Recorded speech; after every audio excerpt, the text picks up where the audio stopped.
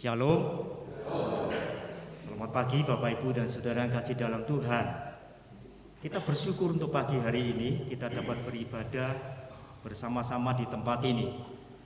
Dan dalam kebaktian pagi hari ini nanti firman Tuhan akan dilayani oleh Bapak Sadarman Lase, Bapak Pendeta Sadarman Lase dari GKMI Jepara. Puji nama Tuhan.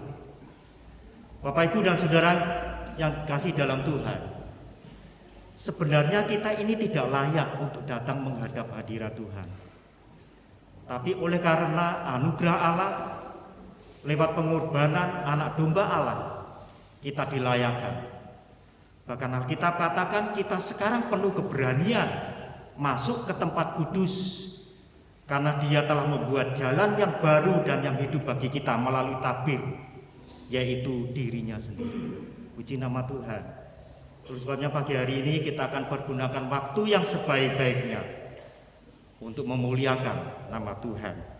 Pagi hari ini kita mau berkata, Roh Kudus, mengalirlah dalamku. Roh Kudus, aku rindu lawatanmu pada pagi hari ini. Kita naikkan pujian. Mengalirkan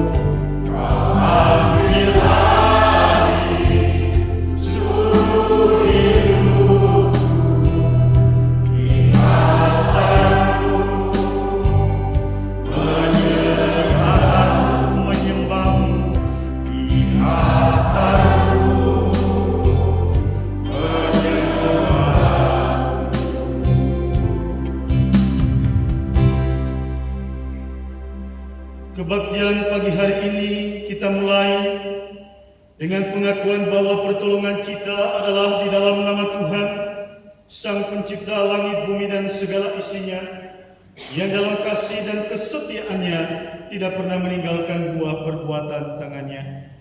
Kasih, karunia, dan damai sejahtera dari Allah Bapa, Putra, dan Roh Kudus menyertai saudara sekalian. Amin.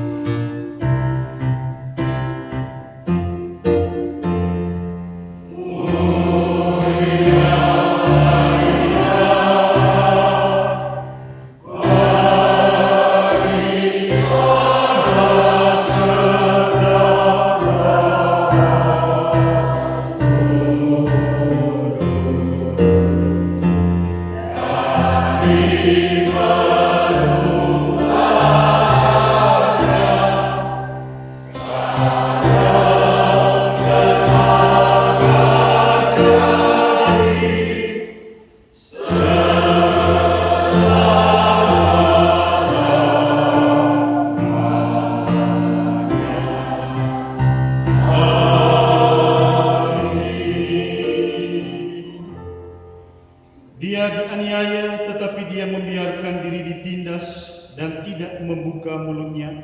Seperti anak domba yang dibawa ke pembantaian, seperti induk domba yang keluh di depan orang-orang yang menggunting bulunya, ia tidak membuka mulutnya. Amin.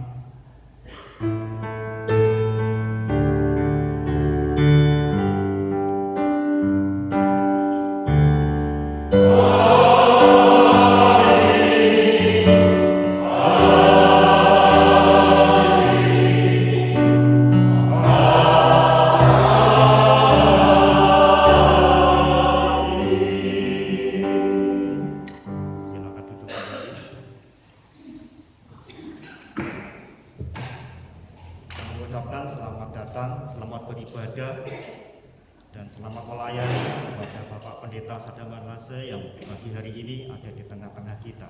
Puji nama Tuhan.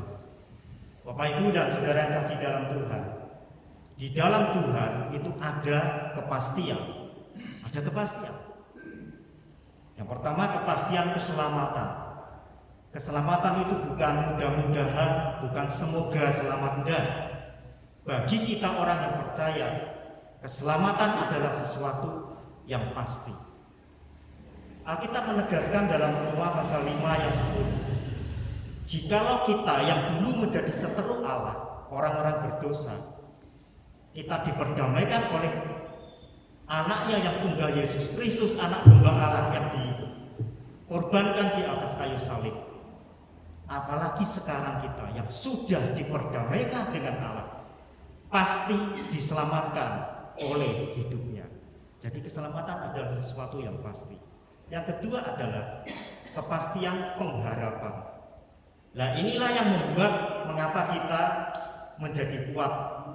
Bahkan kita bisa bersukacita sekalipun kita ditimpa oleh problem yang bertubi-tubi, tapi kita tetap bisa bertahan karena ada pengharapan yang pasti. Dan pengharapan kita kepada Tuhan, Alkitab juga tegaskan, tidak akan pernah dikecewakan oleh Tuhan. Karena kasih Allah telah dicurahkan di dalam hati kita oleh Roh Kudus yang dikaruniakan kepada kita. Di dalam diri setiap orang percaya ada Roh Kudus, dan Roh Kudus inilah jaminan bagi kita untuk menerima pengharapan yang pasti di dalam hidup ini. Terus sebabnya pagi hari ini nanti kita akan berdoa syafaat, dan sebelum kita masuk dalam doa syafaat, saya menyampaikan kepada majelis untuk menyampaikan makna jemaat.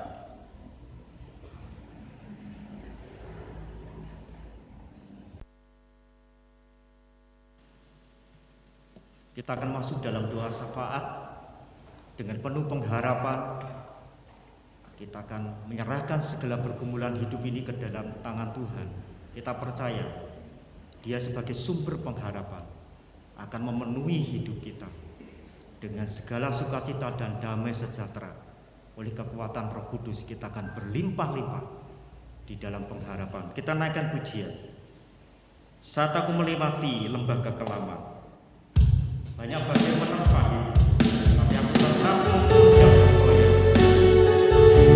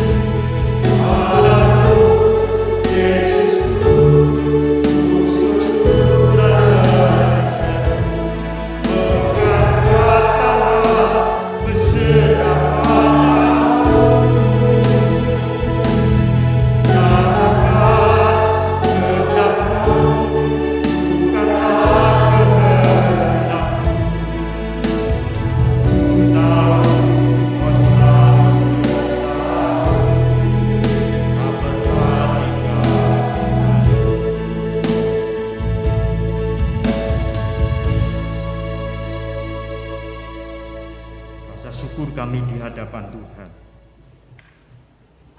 Karena kami memiliki pengharapan yang pasti di dalam Engkau. Kami bersyukur kami punya Allah yang tidak pernah membiarkan meninggalkan kami. Janji-Mu selalu Kau genapi dalam hidup kami, Tuhan. Sehingga setiap langkah kehidupan kami, di situ kami boleh merasakan ada kehadiran Tuhan yang tangan-Mu siap untuk menopang bahkan menolong setiap kami. Engkau tahu Tuhan, banyak hal yang dialami di dalam kehidupan ini. Tetapi kalau hari ini kami dapat beribadah, mengucap syukur kepada Allah, menghadap hadirat Tuhan, bukankah itu karena Engkau Tuhan, anugerah-Mu yang melimpah di dalam kehidupan kami. Engkau yang menjadikan kami kuat, Engkau yang menjadikan kami bisa bersukacita, bahkan Engkau yang menjadikan kami Tuhan bisa mengatasi setiap permasalahan yang ada di dalam kehidupan kami. Karena kekuatan Tuhan yang melebihi segala sesuatu ada di dalam kehidupan kami, yaitu kuasa Roh-Mu ya Tuhan. Terima kasih Tuhan. Kami bersyukur untuk hidup ini. Hidup ini dapat kami rasakan, hidup ini menjadi berarti karena Engkau ada di dalam kehidupan kami. Bimbing kami Tuhan sampai napas yang terakhir di dalam kehidupan kami. Kami boleh mempertahankan iman dan keselamatan yang sudah Engkau anugerahkan dalam hidup kami sampai kepada akhirnya, dan kami menerima keselamatan yang pasti daripada Tuhan. Terima kasih. Pagi hari ini kami menyerahkan Tuhan untuk jemaat Tuhan yang dalam kelemahan tubuh, yang menghadapi persoalan, yang ada problem dalam pekerjaan, mungkin dalam keluarga. Kami menyerahkan ke dalam tangan Tuhan. Kami percaya Tuhan, Engkau Tuhan yang memperdulikan mereka. Tangan-Mu tetap berkuasa, sanggup melakukan segala perkara. Kesembuhan akan terjadi, pemulihan akan terjadi. Tuhan, kami percaya Tuhan, lewat kehidupan anak-anak-Mu, khususnya yang Tuhan izinkan untuk menderita sementara waktu karena persoalan yang sedang dihadapi, kami sangat percaya dan yakin bahwa kasih karunia Tuhan jauh lebih besar dari apa yang dialami oleh jemaat, sehingga jemaat boleh tetap tabah dan kuat di dalam Tuhan. Terima kasih ya Tuhan. Kami berdoa Tuhan bagi program tahun yang ketiga GKM Bang Sri di tempat ini, di mana departemen bersama komisi sudah menyelesaikan Tuhan program di tahun yang ketiga, dan nanti di sidang paripurna kami akan bahas bersama-sama. Tuhan, beri hikmat kepada kami. Tolonglah kami di tempat di mana akan kami pergunakan nanti, disucikan, dikuduskan oleh Tuhan. Kau memberkati setiap kami ya Tuhan. Terima kasih ya Tuhan. Kami juga menyerahkan Tuhan untuk program-program yang lain, program kemah keluarga, program pemilihan penatua dan diaken, dan program daripada masa raya Paskah yang sudah mendekat. Kami juga menyerahkan kepada Tuhan. Kami ingin persembahkan Tuhan semua yang kami kerjakan bersama-sama dengan jemaat di tempat ini untuk kemuliaan nama Tuhan. Terima kasih Tuhan. Kami berdoa bagi bangsa kami. Kami menyerahkan bangsa ini ke dalam tangan Tuhan. Kami percaya hati-Mu ada pada bangsa ini ya Tuhan.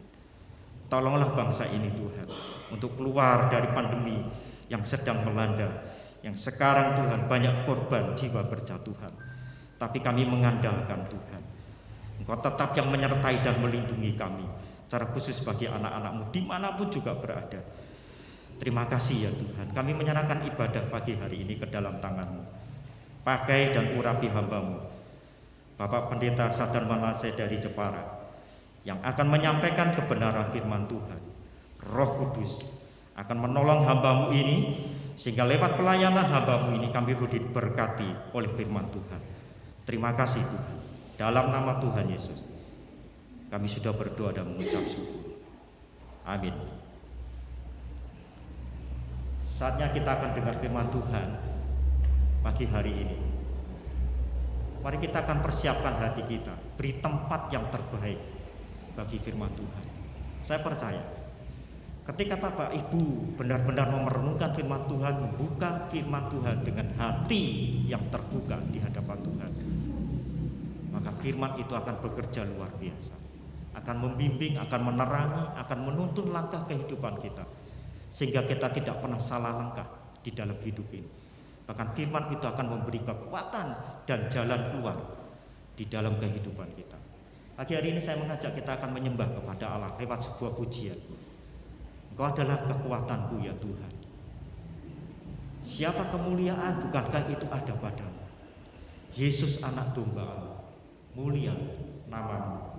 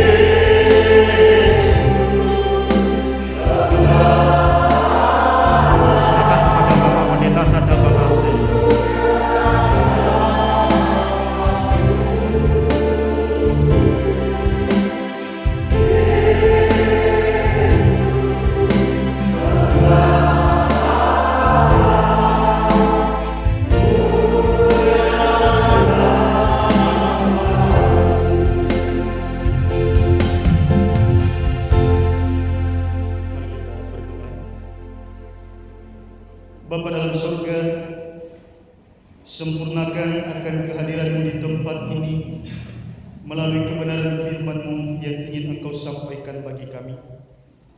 Dalam segala keterbatasan kami berdoa kiranya kuat kuasa Roh Kudus yang menolong kami, memberikan kepada setiap kami hikmat, memberi pencerahan, sehingga kami dapat mengerti akan kebenaran firman.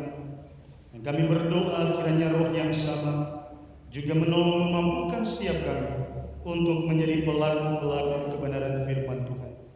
Berbicaralah ya Tuhan, karena kami sudah siap mendengarnya. Dalam nama Yesus kami berdoa. Amin. Silakan duduk. Bapak Ibu dan Saudara yang terkasih dalam Kristus Yesus, Shalom. Bagaimana kabarnya? Puji Tuhan, Bapak Ibu dan Saudara, hari ini kita akan belajar dari Injil Yohanes. Injil Yohanes pasal 1 ayat 29 sampai 34. Yohanes 1 ayat 29 sampai 34. Saya akan membacakan buat kita sekalian. Pada keesokan harinya Yohanes melihat Yesus datang kepadanya, dan ia berkata, "Lihatlah anak domba Allah yang menghapus dosa dunia. Dialah yang kumaksud ketika kukatakan, kemudian daripadaku akan datang seorang yang telah mendahului aku, sebab dia telah ada sebelum aku. Dan aku sendiri pun mula-mula tidak mengenal dia. Tetapi untuk itulah aku datang dan membaptis dengan air, supaya ia dinyatakan kepada Israel." Dan Yohanes memberi kesaksian, katanya, "Aku telah melihat Roh turun dari langit seperti merpati, dan ia tinggal di atasnya. Dan aku pun tidak mengenalnya, tetapi dia yang mengutus aku untuk membaptis dengan air telah berfirman kepadaku, jikalau engkau melihat Roh itu turun ke atas seseorang dan tinggal di atasnya, dialah itu yang akan membaptis dengan Roh Kudus. Dan aku telah melihatnya dan memberi kesaksian, ia inilah Anak Allah." Amin. Sampai di situ pembacaan firman Tuhan.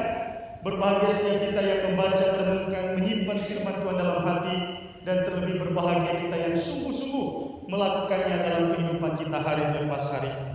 Bapak Ibu dan Saudara yang terkasih dalam Kristus Yesus, hari ini tema kita sesuai dengan tema sinode di minggu ketiga, lihatlah anak domba Allah. Bapak Ibu dan Saudara yang terkasih dalam Kristus Yesus, ada sebuah kisah. Ada seorang gadis yang buta sejak lahir. Gadis ini sangat membenci dirinya sendiri oleh karena kebutaannya itu. Dan ternyata Bapak Ibu dan Saudara yang terkasih, dia ini bukan hanya membenci dirinya sendiri, tetapi juga membenci semua orang, termasuk keluarganya sendiri. Jadi dia benci dirinya, dia benci semua orang, dia benci keluarganya oleh karena kebutaannya itu. Tetapi ada satu pribadi yang dia tidak benci, Bapak Ibu Saudara. Kira-kira menurut Bapak Ibu Saudara, siapakah pribadi itu? Ada yang mau menebak? Ada satu pribadi ternyata yang dia tidak benci. Kira-kira siapa, Bapak Ibu Saudara? Tidak apa-apa, ditebak saja, kalau salah pun tidak apa-apa. Ternyata yang dia tidak benci itu adalah sang pacar. Jadi dia membenci semua orang, dia benci keluarganya, dia benci dirinya sendiri, tapi dia tidak benci pacarnya. Kenapa? Karena sang pacar itu selalu ada baginya, selalu memberi kekuatan, memberikan penghiburan, memberikan semangat kepadanya. Dan pada suatu hari, gadis buta ini berkata kepada sang pacar bahwa dia akan menikah dengan pacarnya hanya apabila ia bisa melihat dunia ini. Wah, saudara, singkat cerita, pada suatu hari ada seseorang yang mendolorkan sepasang mata kepada gadis buta ini. Dan ketika semua proses operasi dilakukan dan semua berjalan dengan lancar, pada akhirnya gadis buta ini pun bisa melihat indahnya dunia ini. Lalu ketika sang gadis buta ini sudah bisa melihat, pacarnya datang nagih janji. Lalu pacarnya berkata kepada gadis buta ini yang kini sudah bisa melihat karena ada yang menundukkan mata, dia berkata, "Sekarang kamu sudah bisa melihat dunia ini, maukah engkau menikah dengan saya?" Saudara, ketika gadis ini melihat pacarnya, dia tergoncang, saudara, karena ternyata sang pacar tidak memiliki mata. Dia tergoncang lalu dia berkata, "Saya tidak mau menikah denganmu." Pacarnya pun pulang ke rumah dengan hati yang hancur, dengan kesulitan yang luar biasa. Dan setelah sampai di rumah, laki-laki ini menulis sepucuk surat kepada sang pacar. Dan di dalam surat itu dia menulis, "Sayangku, tolong jaga baik-baik mataku." Saudara yang terkasih dalam Kristus Yesus, ternyata yang mendonorkan mata kepada gadis buta ini adalah pacarnya sendiri. Dan ketika ditanya kenapa kamu rela mendonorkan mata kepadanya, dia berkata, "Karena saya begitu mencintainya, karena saya begitu mengasihinya." Jadi laki-laki ini mau mendonorkan sepasang mata, mau mendonorkan matanya kepada sang pacar, oleh karena dia begitu mengasihi pacarnya, oleh karena dia begitu mencintai pacarnya. Bapak, Ibu, dan saudaraku yang terkasih dalam Kristus Yesus, saya mau mengatakan kepada kita bahwa Allah sudah melakukan yang jauh lebih besar dari apa yang dilakukan oleh laki-laki ini. Allah bukan hanya mendonorkan mata, Allah bukan hanya mendonorkan tangan, Allah bukan hanya mendonorkan kaki, tapi Allah mau mengorbankan anaknya yang tunggal. Yesus Kristus datang ke dalam dunia ini, mati untuk menebus kita umat manusia yang berdosa. Jadi Allah sudah melakukan yang jauh lebih besar. Kalau laki-laki ini tadi hanya mendonorkan sepasang mata, tapi yang dilakukan oleh Allah itu jauh lebih besar. Anaknya sendiri diutus datang ke dalam dunia, menjadi domba, menjadi korban yang dipersembahkan untuk menebus kita umat manusia yang berdosa. Jadi Yesus bukan hanya hadir dalam dunia, tetapi dia juga menderita sengsara, mati di atas kayu salib untuk menebus kita umat manusia yang berdosa. Dan kalau ditanya, kenapa Allah mau mengorbankan anaknya?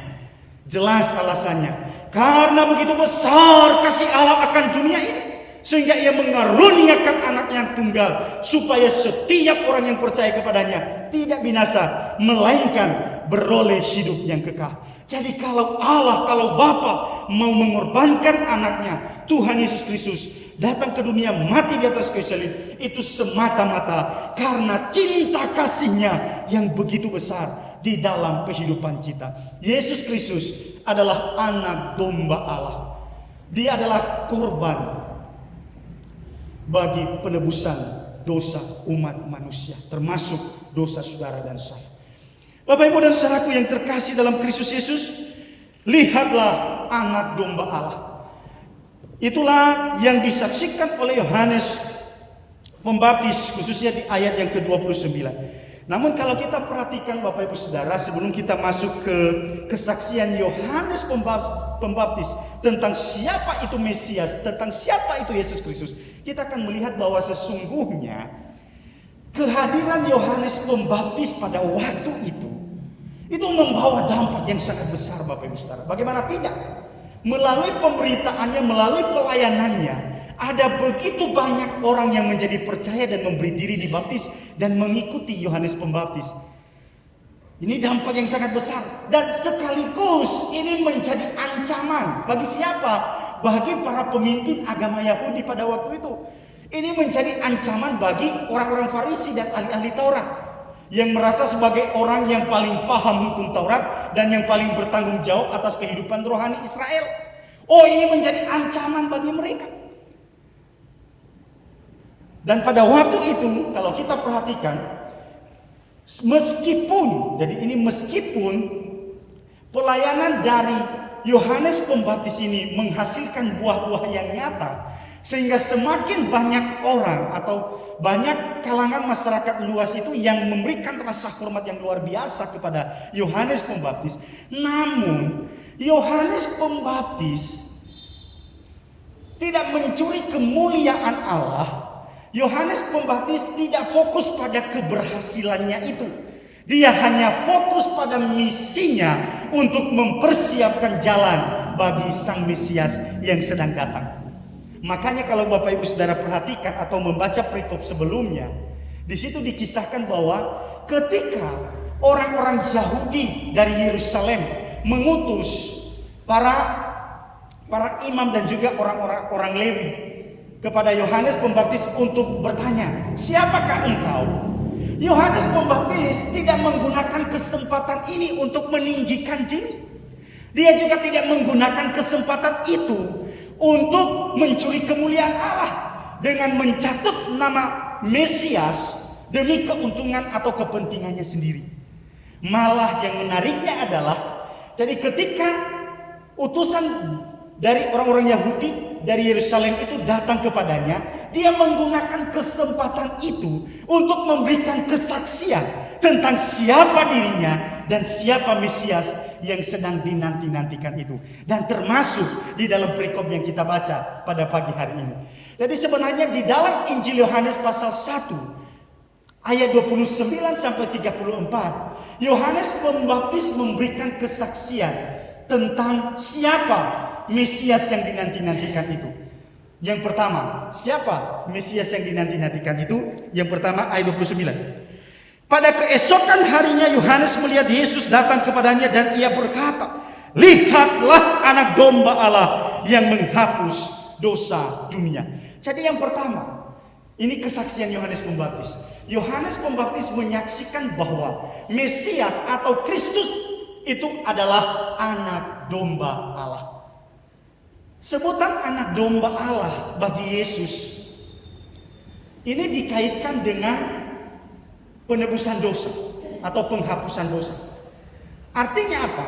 Bahwa Yesus Kristus adalah korban bagi penebusan dosa umat manusia.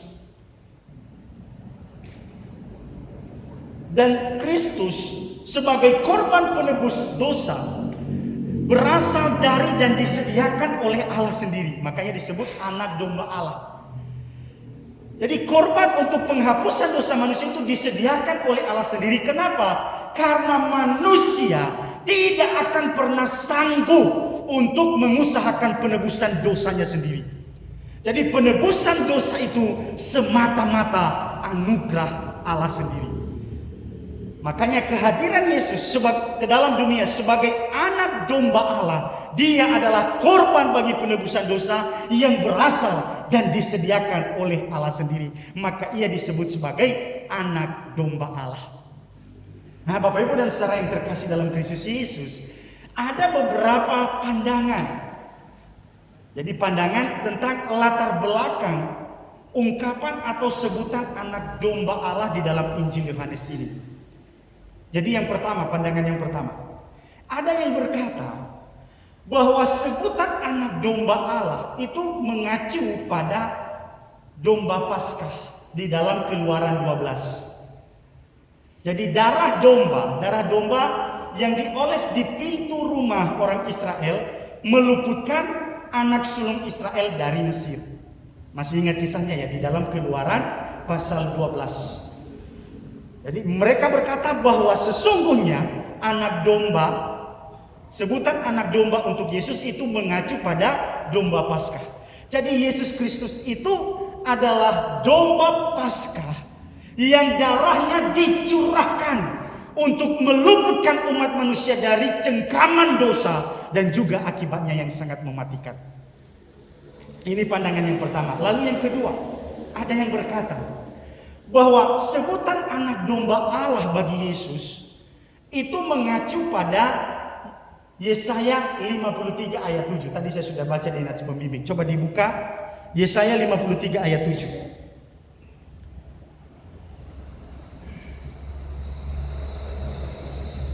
Di situ dikatakan, dia dianiaya tetapi dia membiarkan diri ditindas dan tidak membuka mulutnya. Seperti anak domba yang dibawa ke pembantaian, seperti induk domba yang keluh di depan orang-orang yang menggunting bulunya, ia tidak membuka mulutnya. Jadi ada yang berkata bahwa latar belakangnya ini, yang melatar belakangi sebutan anak domba Allah bagi Yesus mengacu pada Yesaya 53 ayat 7 ini, yang menceritakan tentang hamba Tuhan yang menderita sebagai anak domba. Dan itu setelah tergenapi di dalam diri Yesus. Dan yang terakhir ada yang berkata bahwa sebutan anak domba Allah bagi Yesus itu sebenarnya mengacu pada persembahan korban tiap hari di bait Allah. Jadi persembahan korban penebusan yang dilakukan tiap hari di bait Allah. Jadi Bapak Ibu dan saudaraku yang terkasih dalam Kristus Yesus, kalau disimpulkan, jadi dari semua pandangan ini yang melatar belakangi sebutan anak domba Allah bagi Yesus, kalau kita simpulkan bahwa sesungguhnya sebutan anak domba Allah berarti Yesuslah korban bagi penebusan dosa. Jadi baik tadi yang berkata bahwa itu mengacu pada domba Paskah Keluaran 12, yang ada yang berkata Yesaya 53 ayat 7, dan juga ada yang berkata bahwa itu berhubungan dengan korban penebusan dosa yang dipersembahkan tiap hari di Bait Allah. Jadi semuanya nadanya sama, bahwa sesungguhnya sebutan anak domba Allah bagi Yesus artinya bahwa Yesuslah korban bagi penebusan dosa. Bapak Ibu dan saudara yang terkasih dalam Kristus Yesus, melalui kematiannya di atas kayu salib, Tuhan Yesus menjadi jalan pendamaian antara manusia berdosa dengan Allah. Yesus Kristus datang ke dalam dunia ini, ia melakukan sesuatu yang tidak bisa dilakukan oleh umat manusia sendiri, yaitu penebusan para pendosa.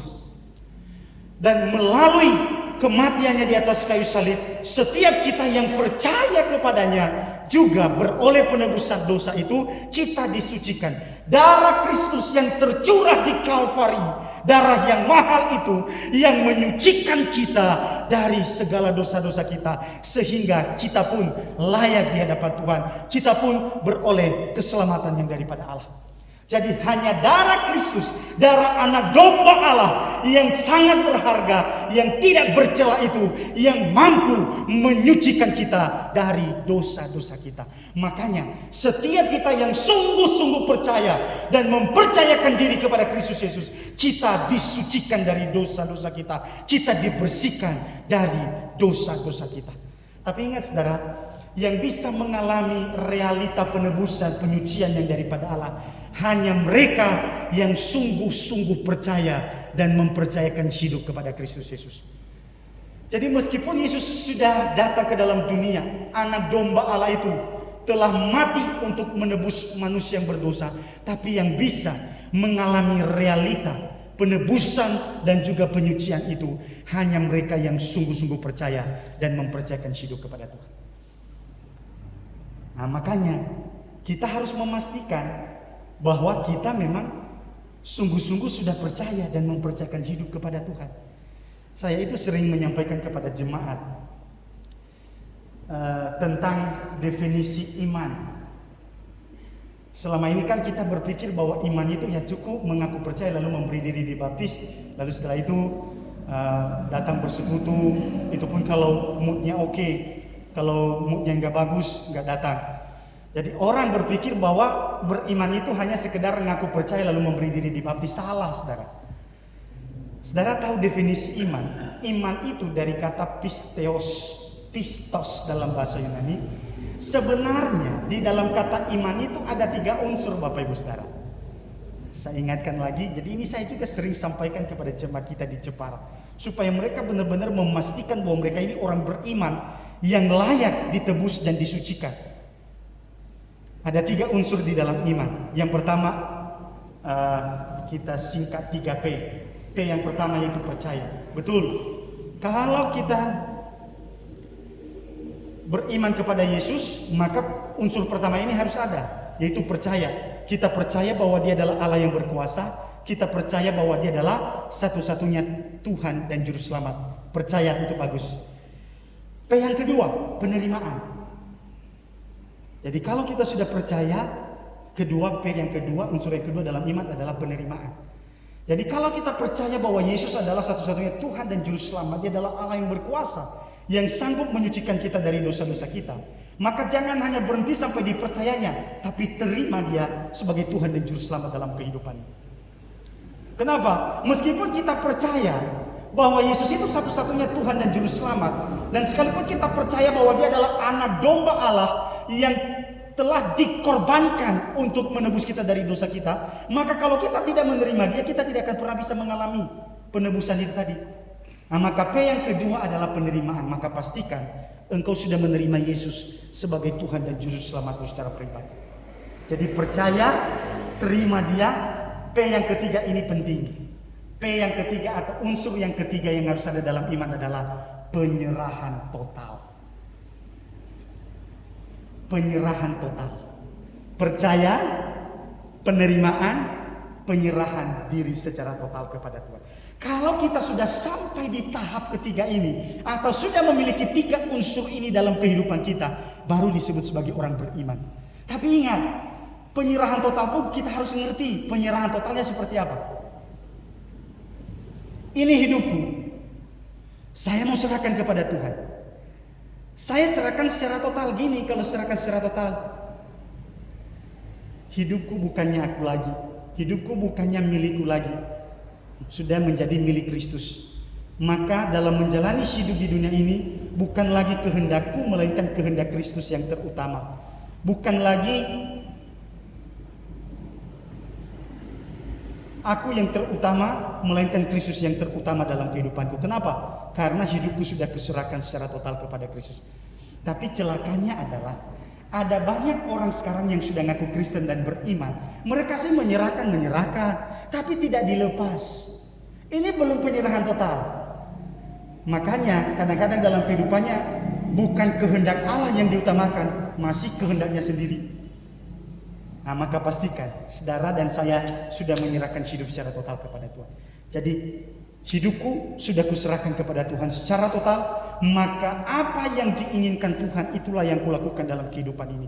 Apa yang dikehendaki oleh Tuhan itulah yang kulakukan dalam kehidupan ini. Bukan lagi keinginanku, bukan lagi kehendakku yang terutama, tapi kehendak Allah yang terutama dalam kehidupanku. Itu penyerahan total. Nah, kalau kita sudah sampai di sini, penyerahan total, baru disebut sebagai orang beriman. Lalu bagaimana Pak kalau belum total? Belum disebut orang beriman. Belum disebut sebagai orang beriman. Saya harap tidak ada yang mulai goncang imannya. Karena memang banyak orang Kristen belum sampai di tahap ini. Belum sampai di tahap penyerahan total. Banyak sekali orang Kristen yang belum sampai di tahap penyerahan diri secara total kepada Tuhan.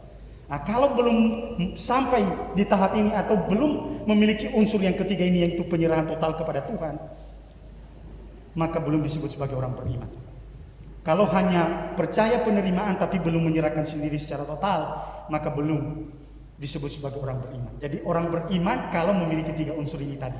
Maka itu penting Bapak Ibu Saudara. Nah, kalau kita sudah memiliki 3 unsur itu, kita benar-benar beriman kepada Yesus, maka realita penebusan dan penyucian yang daripada Kristus itu menjadi bagian di dalam kehidupan setiap kita.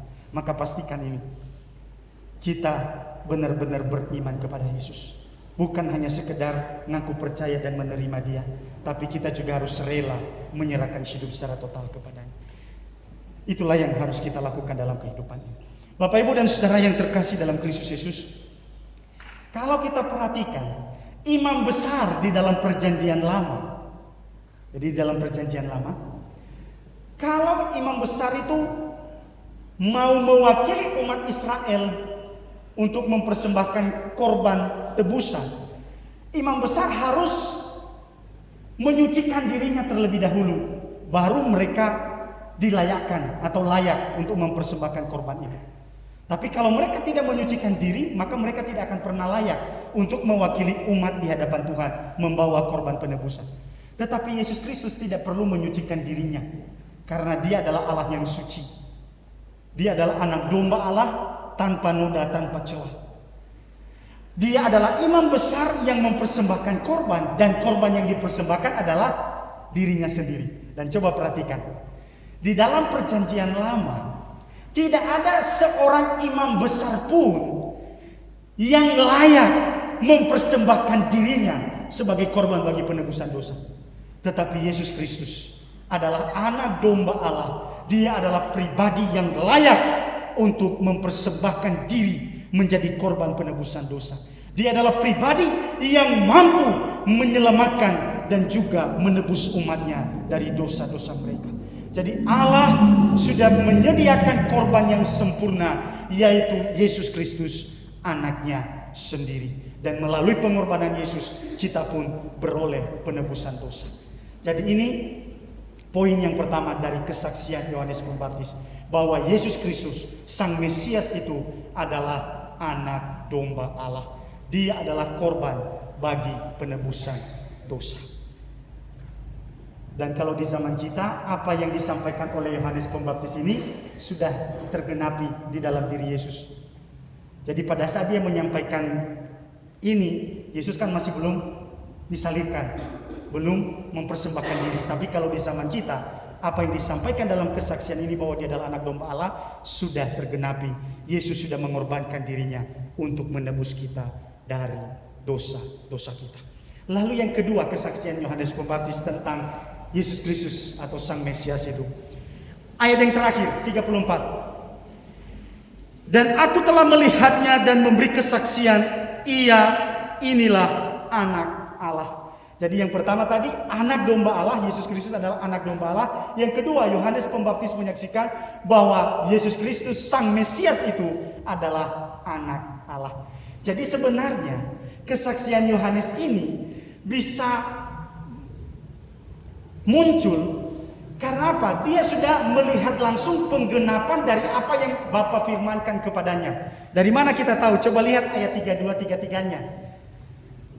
Ayat 32-33 di situ dikatakan, dan Yohanes memberi kesaksian, katanya, aku telah melihat Roh turun dari langit seperti merpati, dan ia tinggal di atasnya, dan aku pun tidak mengenalnya, tetapi dia yang mengutus aku untuk membaptis dengan air telah berfirman kepadaku, jikalau engkau melihat Roh itu turun ke atas seseorang dan tinggal di atasnya, dialah itu yang akan membaptis dengan Roh Kudus. Jadi apa yang difirmankan oleh Bapa kepada Yohanes Pembaptis, dia sudah lihat langsung tergenapi di dalam diri Yesus. Maka itulah yang menguatkan kesaksiannya sehingga dia dengan tegas berkata bahwa Yesus Kristus Sang Mesias yang dinanti-nantikan itu adalah anak Allah sendiri.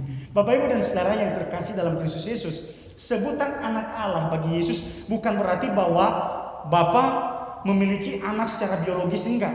Tetapi sebutan anak Allah di sini sebenarnya menunjuk pada posisi dan peran Kristus sebagai Mesias, Raja Mandataris Allah. Jadi bukan berarti Allah punya anak biologis, enggak ya. Jadi ini sebutan yang dipakai untuk menunjuk posisi dan peran Kristus sebagai Mesias, Raja Mandataris Allah.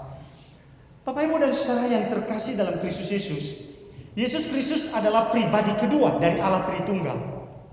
Dia adalah pribadi kedua dari Allah Tritunggal. Anak berbeda pribadi dari Bapa, tetapi dia adalah Allah. Anak tidak sama dengan Bapa, tetapi dia satu dengan Bapa. Satu tidak bisa dipisahkan, tapi harus dapat dibedakan. Mana pribadi Bapa, mana pribadi anak.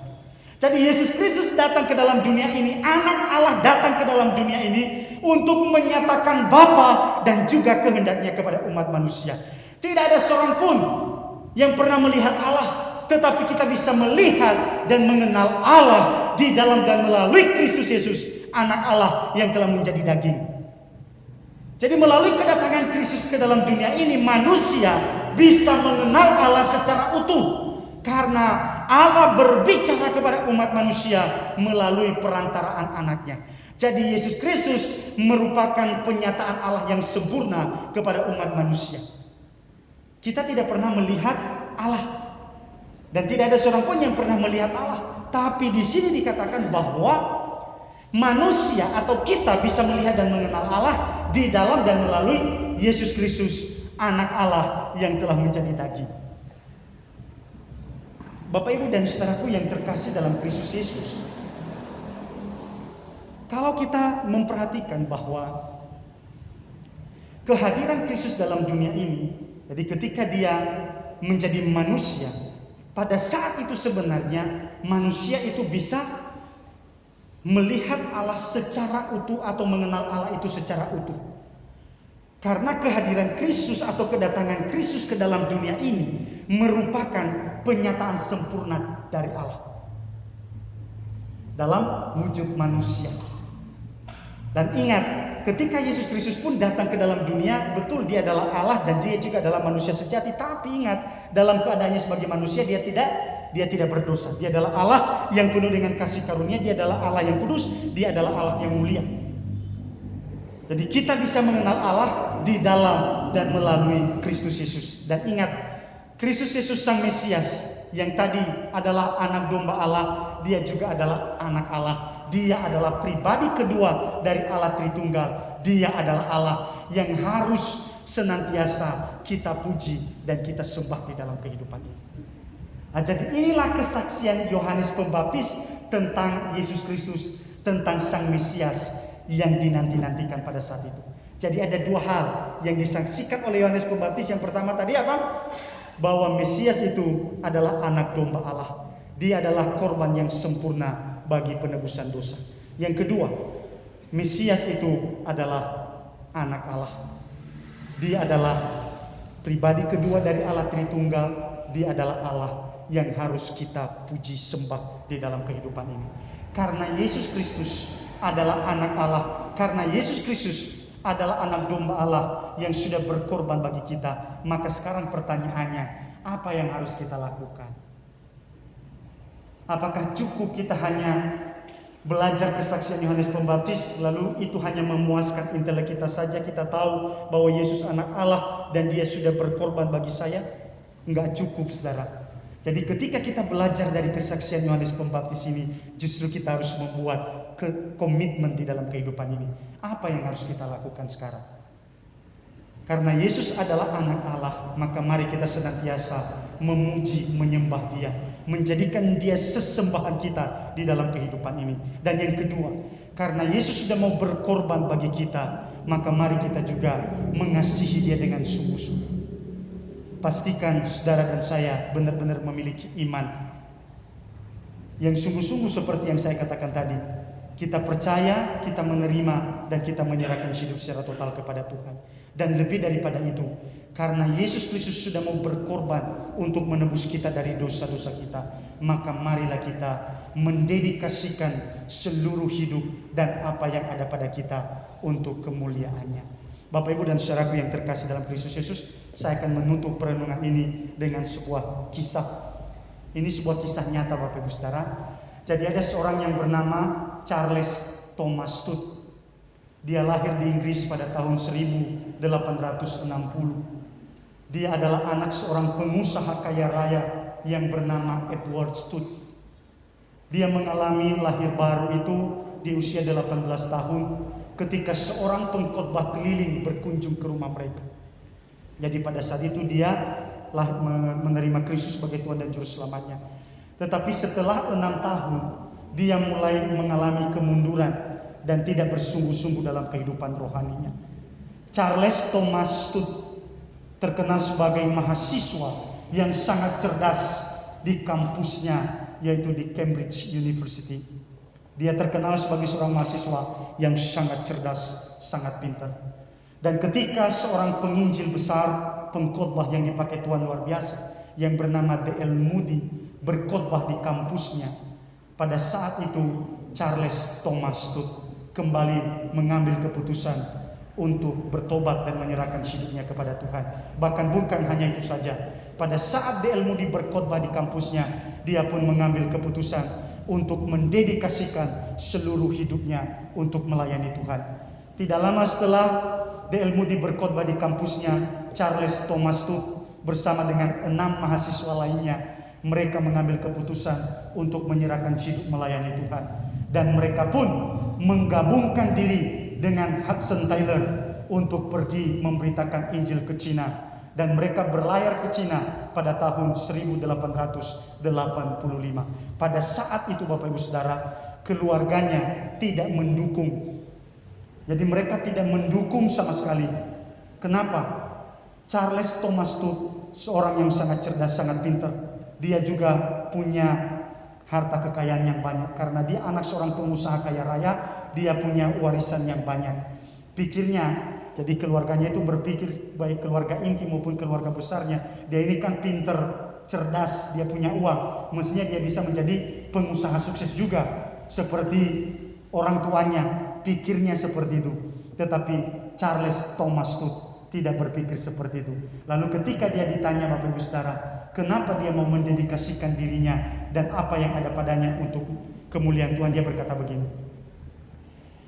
kalau Yesus sudah mau berkorban dan mati untuk saya, maka tidak ada pengorbanan yang lebih besar yang bisa saya persembahkan kepada Kristus selain mempersembahkan hidup dan apa yang ada pada saya untuk kemuliaannya. Sekali lagi, Charles Thomas Stone mau mendedikasikan dirinya kepada Tuhan karena dia memiliki pemikiran yang seperti ini.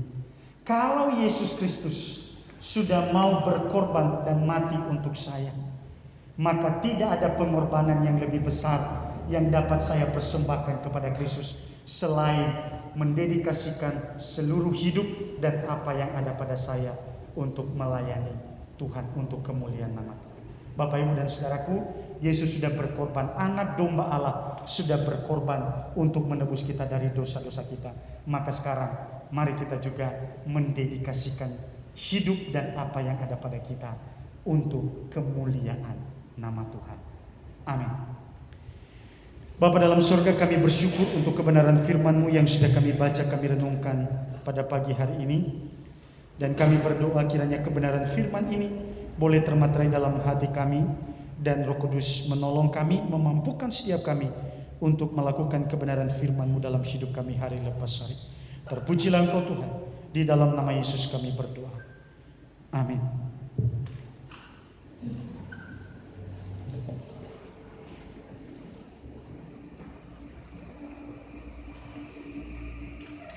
Ya, puji nama Tuhan, kita sudah diberkati lewat kebenaran firman Tuhan pada pagi hari ini. Saya mewakili segenap hamba Tuhan, majelis dan jemaat GKMI Bangsri, menyampaikan terima kasih kepada Bapak Pendeta Sadaman Nase yang telah melayani menyampaikan firman Tuhan. Kiranya Tuhan memberkati Bapak bersama dengan keluarga, demikian juga jemaat yang dilayani. Kemuliaan Tuhan akan selalu memenuhi kehidupan Bapak.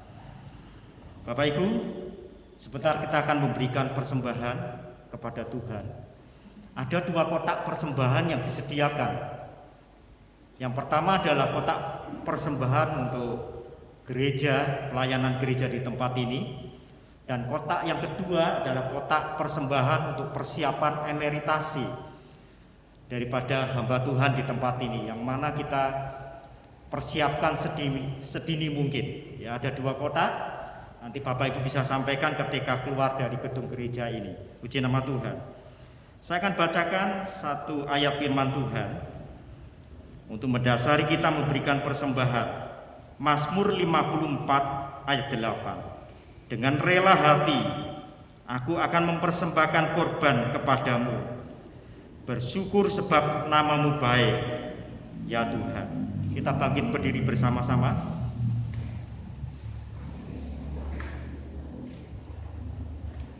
Bapa Surgawi, kami sungguh bersyukur di penghujung kebaktian ini Kau memberi kesempatan kepada kami untuk memberikan korban persembahan. Kiranya itu keluar dari hati kami yang mendalam, yang mengasihi Tuhan.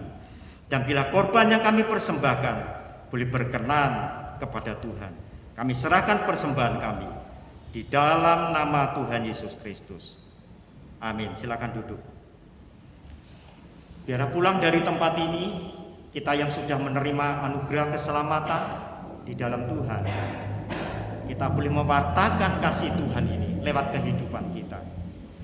Ya, lewat perilaku, lewat tutur kata, bahkan lewat pekerjaan kita bisa mengatakan akan kasih Tuhan kepada banyak orang. Kita naikkan pujian PPR 1 nomor 54, ada 4 bait.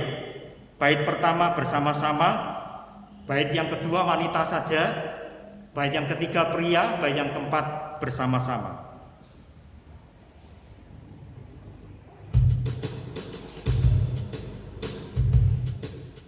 Amen.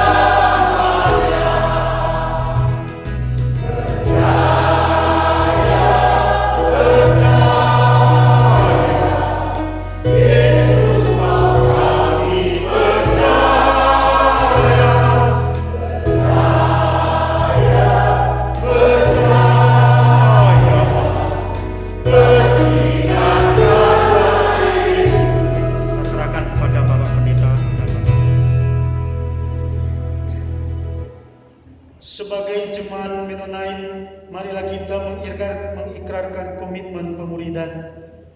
Kami bersaksi bahwa tidak seorang pun sungguh-sungguh mengenal Kristus, kecuali yang mengikutinya setiap hari dalam kehidupan. Mari kita berdoa.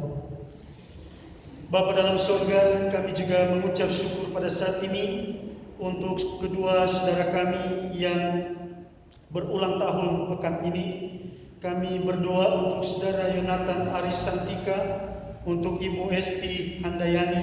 Kami bersyukur ya Bapa untuk usia Tuhan yang Tuhan sudah tambahkan bagi mereka. Dan kami berdoa kiranya di usia mereka yang terus bertambah ini, Engkau juga Allah yang terus memberikan kepada mereka kekuatan dan kesehatan yang sempurna.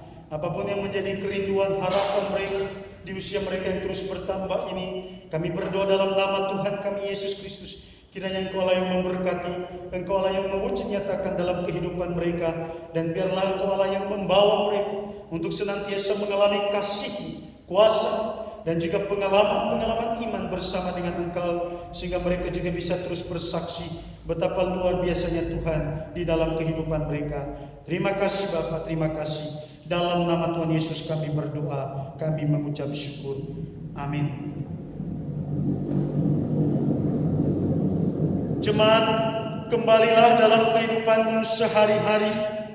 Jadilah pelaku-pelaku firman-Nya dan terimalah berkat Tuhan. Kasih karunia Tuhan Yesus, kasih Allah Bapa dan persekutuan Roh Kudus menyertai saudara sekalian. Amin.